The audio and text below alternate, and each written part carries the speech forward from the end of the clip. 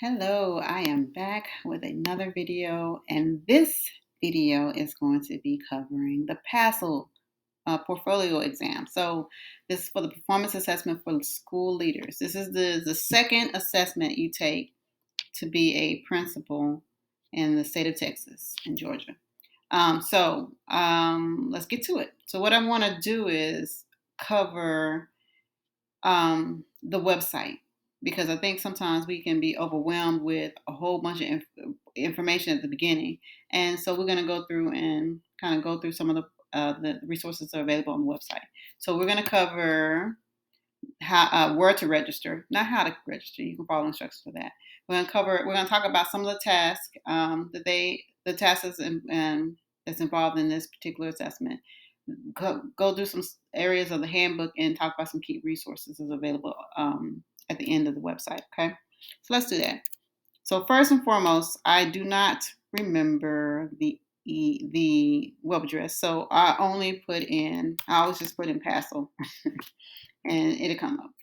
This test is not through Pearson, or this assessment is not submitted through Pearson as the other Texas 268 and other Texas exams are. This one is submitted through ETS. So I'm going to go, typically it's the first one that comes up, so I'll go to that. And here's the website. It's a lot of information here. But this area is where you can, you can find the key information here. Okay. So right now it tells you right here, if you go here, it tells you how to register. This is important because this is it's not hard to register, but you need to make sure your state is on here. So you have to be from Georgia or Texas. Otherwise, this is not applicable to you. You have to make sure that you go through the steps. It's very clear about the steps on how to register. You have to create an account, ETS account, and everything. And then it talks about who you want to ship your scores to and all that. Good information. And then it has at the end, it asks you to pay. This is not a cheap assessment, so make sure you are ready for the long haul for this, because this assessment is costly. I will say this: it helped me to register for this because I'm a cheap person, and when I submitted the money, I said, okay, now I need to finish the task. So it helped me. So I made sure that I was able to do everything in the time frame that was required. Because up here it talks about dates and deadlines. So make sure you go in and you know your dates and deadlines. Whatever the hard deadline is that they have, create a soft deadline, maybe a few weeks prior to that, so that you can make sure that you can adhere to these dates. Because like I said, this is a costly exam. So here goes the deadlines. Just take a note and figure out which one you want to submit. And then, okay, so let's go back. It also has on the left side fees, registration, payments and refunds. If whatever the case, you need some refunds. If you need to request accommodations for your submissions, then you'll go through here, how to reschedule and all that good stuff. Okay, so the next thing I want to talk about, I want to actually go and scroll down. I'm going to go to prepare.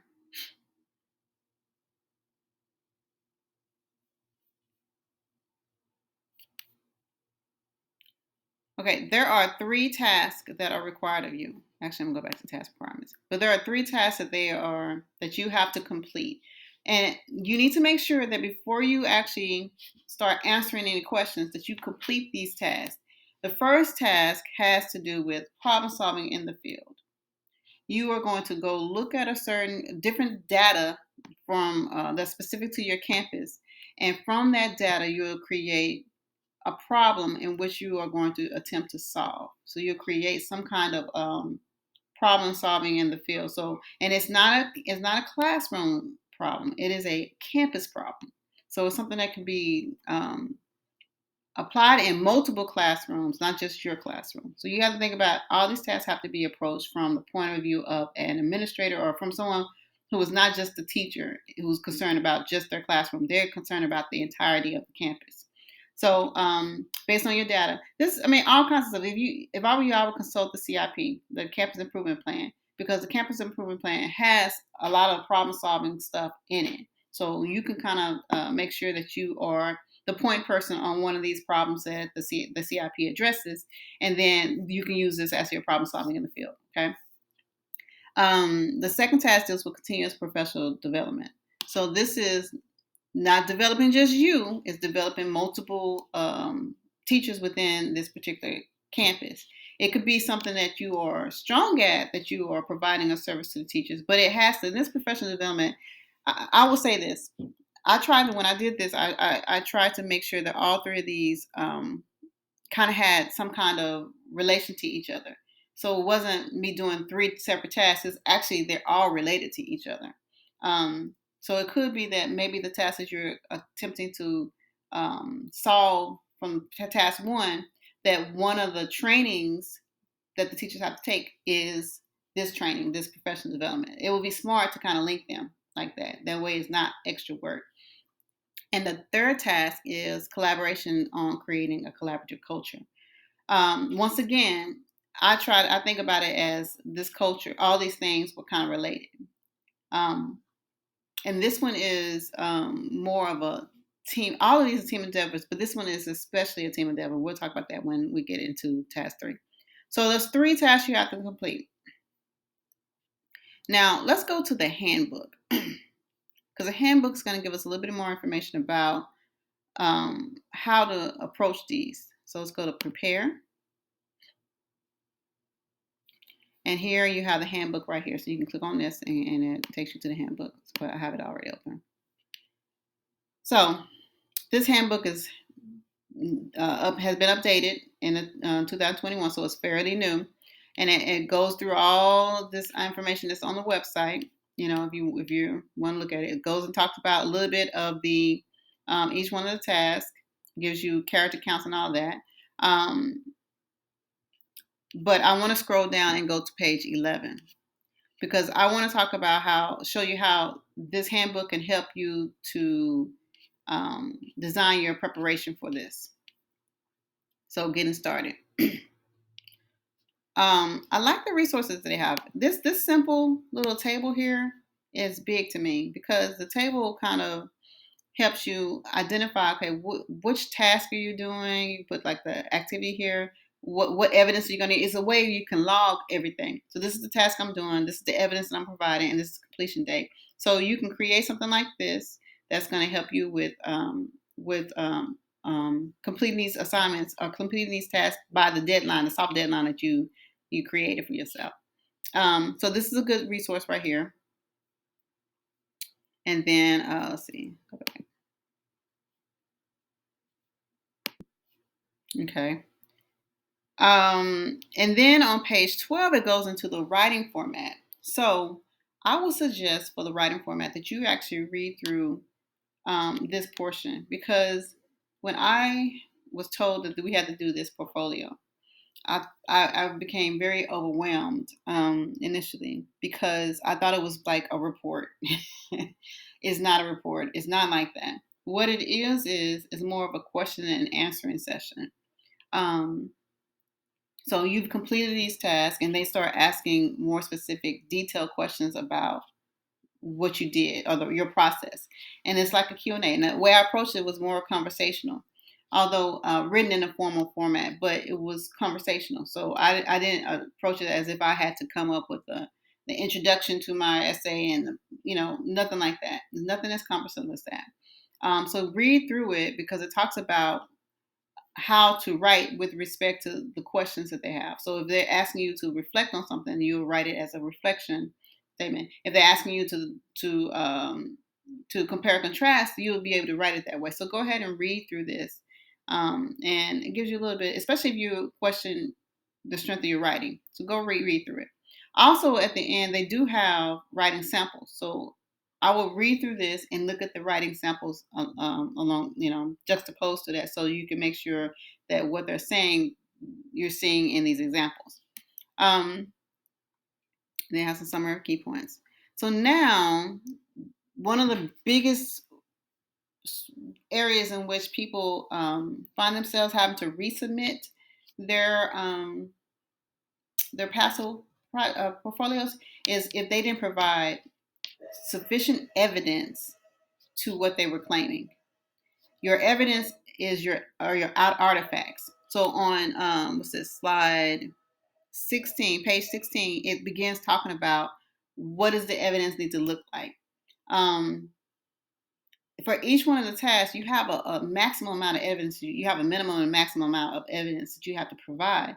So you need to make sure that when you, whichever evidence you provide for this particular task, it can speak volumes. It can give you your greatest bang for your buck. Like which one represents your particular, what they're asking for, but also represents the quality of your task the best. So it talks about what else do I need to know about evidence. It talks about how do I select the evidence of my task? And it talks about how do I use other artifacts as evidence. Artifacts is pretty much anything. So if you have a meeting, if you have your agenda, the agenda is an artifact. If you have notes or minutes from the meeting, that's an artifact. If you have student work that you did professional development for a teacher and they implemented that strategy, you can have student work from that. So all of those are different sources of artifacts. If you had an event and you created a flyer, that's an artifact. All these are artifacts. So you have to figure out how to select them. And then I like this where it talks about the library examples. So you need to make sure that you go and look at the examples that they have provided for with the writing and stuff and the artifacts. So one of the artifacts that you will have to have in task 3 is a video recording. So on this page, which is page 18, it starts talking about discussing the video recordings, how long it needs to be, what it needs to cover, why is this important. It gives you the permission slips because there's 2 different permission slips. There's a permission slip for an adult and a permission slip for a child. So whatever, if you go and you talk to anyone and you record them, especially, or if you use an artifact from them, my suggestion is just slide them a permission slip and have them just sign it. Get it out the way and have it on hand. You will not need to submit it when you submit your PASL. The only time you have to submit the permission slips is if you had to resubmit your PASL. Like you submitted it, they found that it was lacking something that you need to modify, and then you have to submit it again. Now you have to provide permission slips, permission forms. So go ahead before, when you're sitting down to talk to an administrator, teacher, or a student, just have a permission slip available. If you know you're going to use this artifact from a teacher, have them submit a permission slip. If you know you're going to use this artifact from a student, have them submit a permission slip. Just sign a permission slip. It's the easiest thing. Just keep it in your records so that if you need it later on, you'll have it available. And it talks about more about the video and stuff, video equipment and all that. Now, I'm going to go back to the website. And let's go to task overview. So in this task overview, I said that there are 3 different tasks. So if you click on here, it gives you these 1-pagers for each task. There's more. We'll go into the source, the references or the resources that have more in-depth information. But for when you first start out, this 1-pager is great. It gives you kind of, this is what you need, not a whole bunch of information. So the task 1 is problem solving in the field, and it breaks it down into 4 steps. The first step, identify the problem or the challenge. Second step, research and develop a plan. Third step, implement the plan. Fourth step, reflect on the plan. And what is your resolution? When you go in, and this is kind of how the questions are. Remember I said it's like a Q&A. They will break it down into the steps. You'll have the first step will be identifying a problem and challenge, and they're going to have a number of guiding questions that will help you be able to bring evidence and provide the information that they're looking for to answer these questions. Okay, so I love that they break it down into steps. They also tell you here how many characters is what's the cap, how many, and what does it equate to in pages. It tells you how many artifacts, no more, no less than this is the amount of artifacts. And let's go to the next one. So task number 2, same thing. Task number 2 deals with continuous professional development. And this they also break it down into steps. Step 1, design and building level professional development. 2, implement this building level professional development. 3, analyze 3 participant responses. Here, it plainly lets you know that you're going to need some artifacts for this. So your artifacts should be the best case, worst case, and in the middle of your professional development. And then last step is reflect on that building level professional development. And then going back to the last task. Last task is dealing with the building collaborative culture. This one has 5 steps, I believe. Yes, it has 5 steps instead of 4. It still has the generic 4, identify and collaborate. Well, it's a little bit tweaked. Collaborative team, a development plan to improve instruction, student learning, and the school culture. 3, implementing the plan. And 4, reflecting on that plan. And then 5 is one of the artifacts you have to produce is a video on the task 3. So it tells you how many characters your cap is. It tells you how many artifacts you need to have. And 5 of them being a regular artifact, the 6 being a video, 15-minute video. So it's very explicit, very clear on the initial instructions. The last thing I want to cover on this video is down at the bottom it says see also. So it has assessment, tasks, and rubrics. That takes you back to like that prepare page. It has a library of examples. So I want to go to that real quick because you shouldn't start writing anything until you look at the examples. And here, right here, it says examples by task. It has an example for each one of the tasks. It only has one example. It doesn't have a whole plethora of stuff. But go through the examples and look at them. And I'll tell you this. I was encouraged by looking at these examples. I said, these examples are not that great. So that's encouraging to me because they don't expect you to be a novelist or be Stephen King or anybody, or probably somebody better than that, but they just want you to be able to answer the questions, make a claim, provide evidence, and reflect upon it, because they want ultimately to build, to create, to produce leaders who are instructionally minded, data driven, and who are reflective. That's it. At the end of the day, that's what they're trying to create. The whole revamp of this system is to create instructional leaders who are problem solvers, who know how to support continuous professional development, and who know how to create a collaborative culture. The end. So don't overthink it. Just make sure that you know exactly what they're asking for, and that you provide the answers that you provide responses to what they're asking for. Okay. And easy peasy. I like looking at the examples. They want the greatest of quality, so I say I write pretty well, and I can write better than that. So use whatever you can to help boost you up. Okay, so and then another thing that they provide here at the bottom is they give you another link to the permission forms to write the written commentary. Again, talks about that what needs to be parent, talks about the different artifacts, but it actually has this FAQ. If what you read you can't find any, so just make sure that you are if the information did not cover what you, or you have a question and it didn't cover that, go to the FAQs. You'll be surprised. There's a lot of information here. It's overwhelmingly a lot of information here. So I always go to FAQs at the end. But hopefully that helps. What the next video we'll have, I didn't talk about this, scores. You go and see what your score needs to be. Go through all of this before you submit anything, before you register. Read through, know what you're signing up for, and be prepared for it. It's not as cumbersome as we think it is. Once you start doing it, you kind of get into a flow. But it is going to be require some time from you. So our next video, what we're going to do is we're going to go into either tips, or I'm going to go into each task and show you, kind of walk you through what I did for my task and kind of how I prepare for it. Okay, I hope that helps. See you for the next video.